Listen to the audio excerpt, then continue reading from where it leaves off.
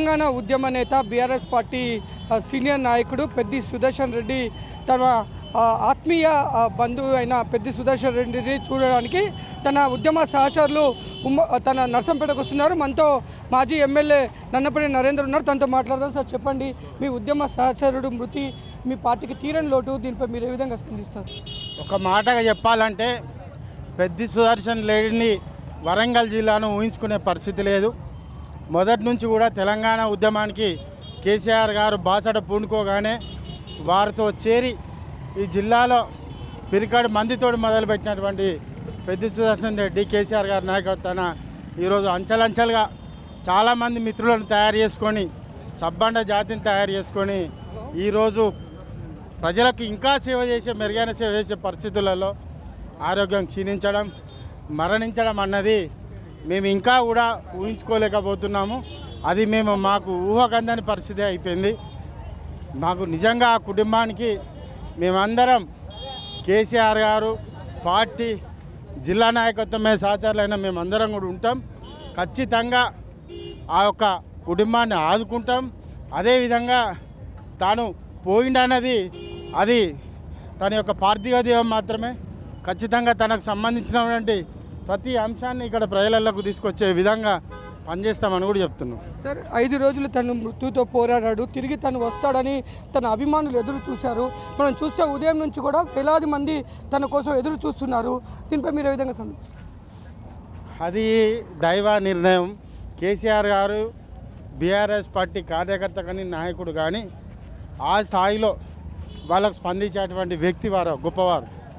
అన్ని రకాలుగా అమెరికా నుంచి డాక్టర్లను కానీ, అదేవిధంగా ఇక్కడ ఉన్నటువంటి రిలయన్స్కి సంబంధించిన అంబానీ వాళ్ళకి సంబంధించిన డాక్టర్స్ని కానీ కన్సల్ట్ చేసిలు, జూమ్ మీటింగ్స్ అనే అన్ని రకాల ప్రయత్నాలు జరిగినాయి. అంటే ప్రపంచంలో ఏ వైద్యం అందించాలో ఆ ప్రయత్నాలన్నీ జరిగినాయి. కానీ దురదృష్టవశాత్తు మా పెద్దన్న ఇవాళ లేడన్నదే మేము ఊహించుకోలేకపోతున్నాం. కాబట్టి మేము సహచరులుగా నేను 2009లో కూడా తన నాయకత్వాన్ని జిల్లా అధ్యక్షుడిగా ఉన్నప్పుడు కూడా చేరాను. ఇలా నేను ఎమ్మెల్యే అయ్యాను, తన ఎమ్మెల్యే అయ్యిండు.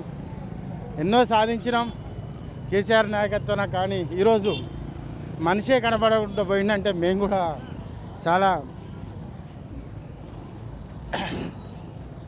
మాకంతా అసలు ఆయన ఆరోగ్యం చాలా దళంగా ఉండేది. ఆయన అటువంటి పరిస్థితుల్లో ఉన్నాడు అంటే మేము కూడా ఊహించలేదు. కానీ ఒకటి మాత్రం నిజం, ఈ జిల్లాలో పెద్ద లేని జిల్లా వరంగల్ జిల్లా ఊహించుకోవడం చాలా కష్టం. సార్, ఈరోజు తన అంతిమ యాత్రకి ఎవరెవరు రానున్నారు? ఇటు మన కేసీఆర్, కేటీఆర్, హరీష్ రావు కూడా వస్తారంటున్నారు. వచ్చే అవకాశం ఉందంటారు? హరీష్ రావు గారు, కేటీఆర్ గారు ఆల్రెడీ బయలుదేరారండి. నీకు కేసీఆర్ గారిని ఇంకా నిర్ణయం జరగలేదు. అంటే ఒక పక్క ప్రభుత్వ లాంఛనాలతో తన అంతిమ వీడ్కోలు ఇవ్వాలని ఇటు బీఆర్ఎస్ ప్రజలు బీఆర్ఎస్ పార్టీ నాయకులు డిమాండ్ చేస్తున్నారు. దీనిపై ప్రభుత్వం నుంచి ఎలాంటి స్పందన వచ్చింది? ఇంకా రాలేదు, వాళ్ళు ఇంకా రెస్పాండ్ కాలేదు. అది మేము అప్పీల్ చేసినాము, ఇంకా రెస్పాండ్ కాలేదు. ధర్మంగా చేయాల్సినటువంటి అవసరం.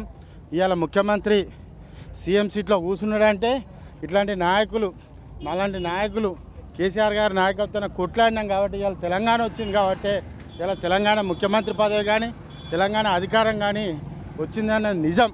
ఎవరు ఒప్పుకున్నా ఒప్పుకోకున్నా సామాన్య కార్యకర్త నుంచి మొదలు పెడితే పెద్ద నాయకుల వరకు తలా ఇంత చేయేస్తే తప్ప ఇవాళ మా కేసీఆర్ గారిని పూర్తిగా తెలంగాణ ప్రజలు విశ్వసించి ఈరోజు తెలంగాణ తెచ్చిలు. కాబట్టి తెలంగాణ ఉద్యమకారుడు, తెలంగాణ కోసం తిప్పలపడ్డాడు, తెలంగాణ కోసం ఆరోగ్యం ఖరాబ్ అయినాడు. కాబట్టి ఖచ్చితంగా ప్రభుత్వ లాంఛనాలతోటి దాన సంస్కారాలు జరగాలన్నది మా పార్టీ డిమాండ్ కూడా.